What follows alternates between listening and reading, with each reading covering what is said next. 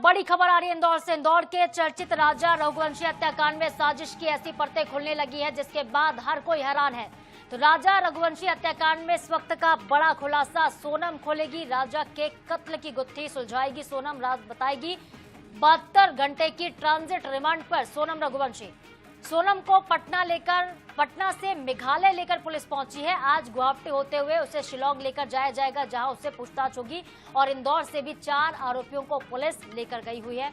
7 दिन की transit remand पर हैं बाकी 4 आरोपी। और राजा रघुवंशी के पूरे मामले में सोनम के साथ जो 7 फेरे हुए, सपने में भी किसी ने नहीं सोचा होगा कि अपनी दुल्हन जिसे वो बनाकर ले जा रहा है वही उसकी मौत की सबसे बड़ी वजह और साजिशकर्ता निकलेगी। शादी, हनीमून और इसके बाद खौफनाक मर्डर। ये कहानी किसी थ्रिलर फिल्म की तरह लगती है, लेकिन यह हकीकत है। अब तक जो भी जानकारी सामने है उसे साफ हो गया कि राजा रघुवंशी का कत्ल उसकी बेवफा पत्नी सोनम के इशारे पर ही किया गया है। सोनम रघुवंशी को कल मेडिकल जांच के लिए गाजीपुर मजिस्ट्रेट के सामने पेश किया गया था। जज ने शिलांग पुलिस की दलील सुनने के बाद सोनम की 72 घंटे की ट्रांजिट रिमांड को मंजूर कर दिया। और इसके बाद सोनम को पटना लाया गया था, जहां से उसे गुवाहाटी होते हुए शिलांग लेकर जाया जाएगा। और इंदौर से 4 आरोपी भी पुलिस की हिरासत में है, जो कि मेघालय जाएंगे। तो सोनम बोलेगी और कई राज खोलेगी। कत्ल की जो गुत्थी है वो सुलझेगी। कत्ल का मोटिव आखिरकार क्या था, ये सोनम ही बता सकती है, क्योंकि जो शक की सुइयां हैं, शक की सुइयां नहीं बल्कि अब पूरी तरीके से पुलिस को ये क्लियर हो चुका है, स्पष्ट हो चुका है कि सोनम ही मुख्य साजिश करता है। सोनम को लेकर अब शिलांग ले जाया जाएगा, वहां पे सीन को रिक्रिएट किया जाएगा और कैसे राजा रघुवंशी की हत्या की गई है, किस तरह से उसका पूरा मर्डर हुआ, कहां से प्लानिंग की शुरुआत हुई थी, सब कुछ सोनम बताएगी। 72 घंटे की ट्रांजिट रिमांड पर है इस वक्त सोनम रघुवंशी।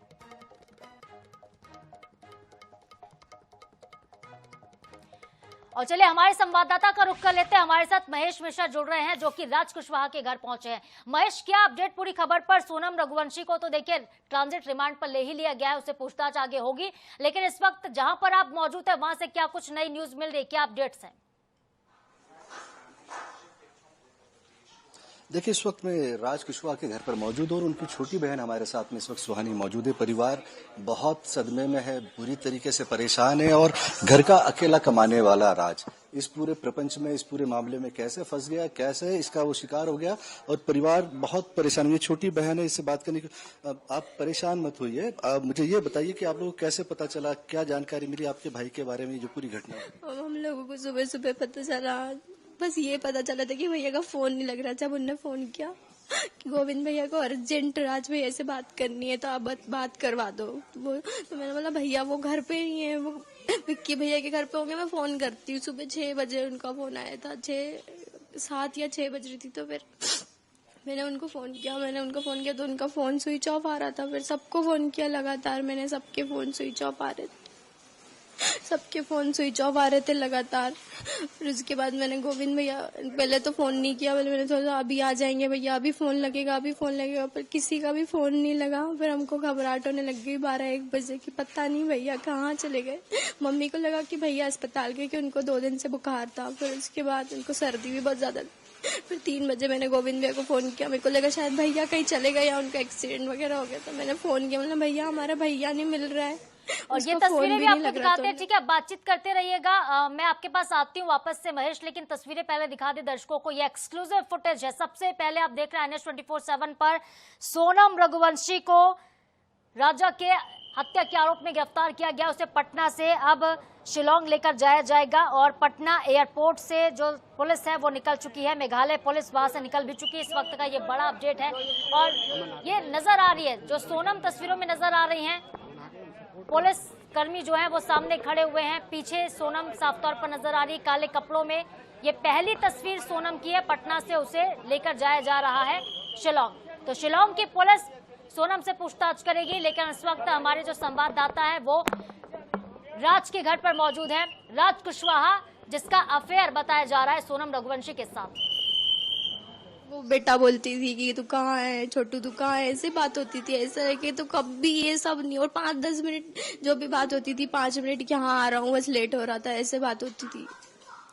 अब ये जो सारी चीजें बता रहे हैं, इसमें आपको क्या लगता है, ये कोई षड्यंत्र है या ये कोई साजिश है? हमारे भाइयों को फंसाया जा रहा है दोनों को, उन दोनों ने ऐसा कुछ नहीं किया, ये सब गलत है।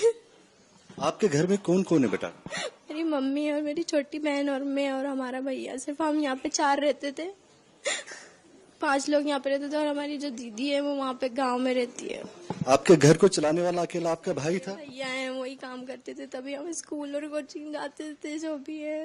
अब वो नहीं है, हम यहाँ कैसे रहेंगे, यहाँ हमारे भैया कब आएंगे?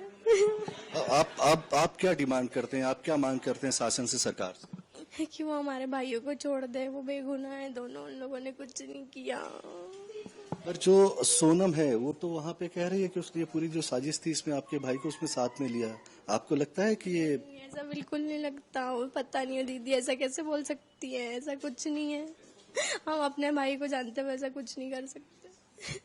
अब महेश जरा इनसे ये भी पूछेगा, चूंकि देखिए ये बहन है राज की, तो ये भी जानती होंगी बातचीत शायद इनकी पहले सोनम से हुई होगी। क्या इनको पता था कि राज और सोनम की बातचीत हुआ करती थी शादी से पहले? मुझे ये बताइए कि आपके भैया उनके वहाँ काम करते थे, तो आपके भैया की सोनम की बातचीत कैसी थी? उनके बीच में बातचीत हुआ करती थी?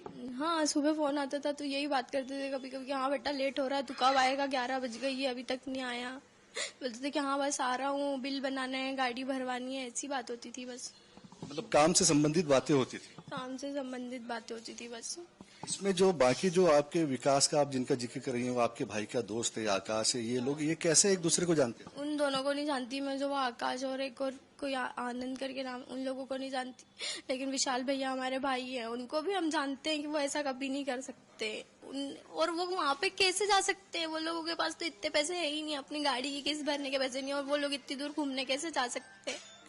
बहुत गलत है ये सब। महेश जरा ये भी पूछेगा कि क्या कभी राज को परेशान देखा जब सोनम की शादी हो रही थी उस वक्त? क्या राज डिप्रेशन में गया या फिर उसको परेशान देखा गया घर में? क्या उसका व्यवहार बदला था जैसे सोनम की शादी अगर हुई होगी तो क्या राज को कभी परेशान देखा घर वालों ने?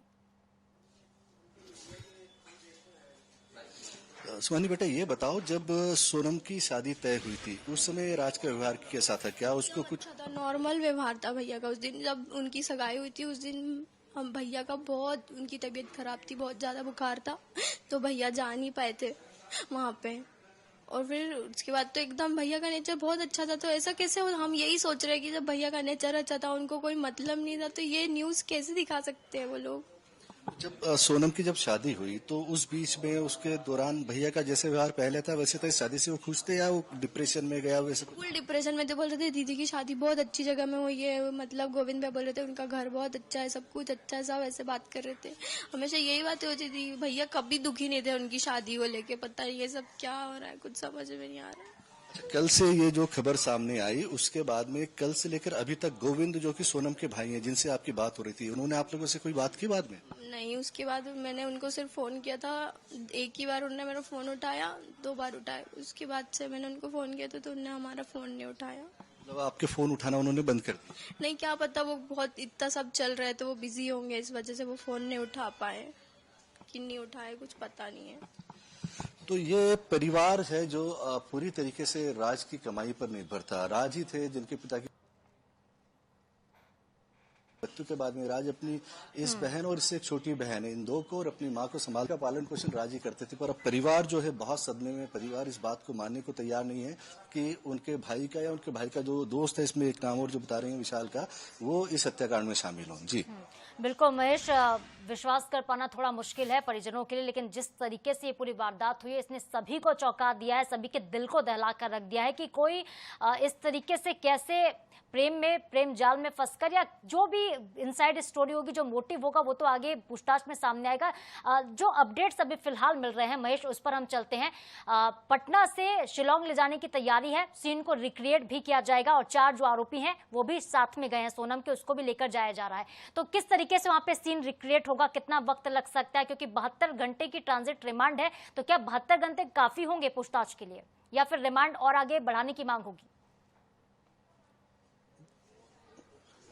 देखिए, निश्चित तौर पर ये इतना समय काफी तो नहीं होगा। रिमांड फिर से बढ़ेगी। इस 72 घंटे के ट्रांजिट रिमांड में यहाँ से जहाँ जैसे यूपी कोर्ट से उन्होंने ट्रांजिट रिमांड लिए 72 घंटे की सोनम की, इंदौर से जो है वो 7 दिनों की रिमांड लिए, तो इनको ले जाके पहले शिलोंग की कोर्ट में पेश किया जाएगा, वहां से फिर इसको एक्सटेंड किया जाएगा। और ये जो वेस्टर्न खासी हिल है, जिन हिल्स में इतने दिनों पूरा सर्च किया गया, पूरा जहाँ पे सर्च किया गया तो कितना लंबा ऑपरेशन चला था, तो उस पूरे घटनाक्रम को रिक्रिएशन करने के लिए उन पहाड़ियों से नीचे उतरना होगा, ऊपर आना होगा, सारी एक्सरसाइज पैदल होगी।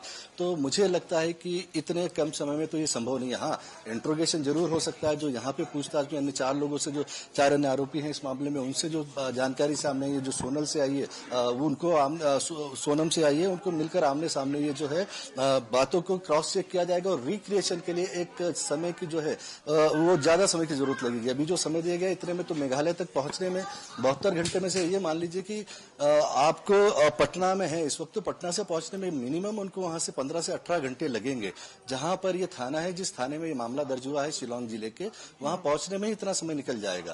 तो मुश्किल है कि इस बीच में रिक्रिएशन। हाँ, ये जैसे वहां पहुंचेंगे, अन्य आरोपी जो इंदौर से भेजे जा रहे हैं चारों, ये जब वहां पे पहुंचेंगे तो इनके पहुंचने के बाद में फिर शिलोंग की जो कोर्ट है, वहां की जिला कोर्ट में इन्हें पेश किया जाएगा। जिस भी थाने के अंतर्गत वो कोर्ट जिस जुडिक्शन में आती है, वहां पे पेश करके फिर इनके रिमांड को जो एक्सटेंड किया जाएगा। और उसके बाद में फिर पूरा सीन जो है उसको रिक्रिएट किया जाएगा। इस अलावा जहां घटनाक्रम हुआ उसके बाद कहाँ रुके, कहाँ गए, तो ये एक लंबी प्रोसेस होगी। जी बिल्कुल, बहुत लंबी प्रोसेस होगी, क्योंकि जिस तरीके से पूरी प्लानिंग की गई थी, पहले हनीमून का प्लान करना, हनीमून पर राजा को लेकर जाना, उसके साथ सोनम के दोस्तों का जाना और उन लोगों का भी जाना जिनको सुपारी दी गई थी, और पूरी तरीके से पूरा प्लान करके राजा का मर्डर करना, काफी वक्त लगेगा इसको रिक्रिएट करने में। सब कुछ लेकिन होगा और जो सच है वो सबके सामने होगा। आप इस खबर पर नजर बनाए रखिएगा महेश, हम आपसे आगे अपडेट लेते रहेंगे। फिलहाल के लिए बहुत धन्यवाद आपका।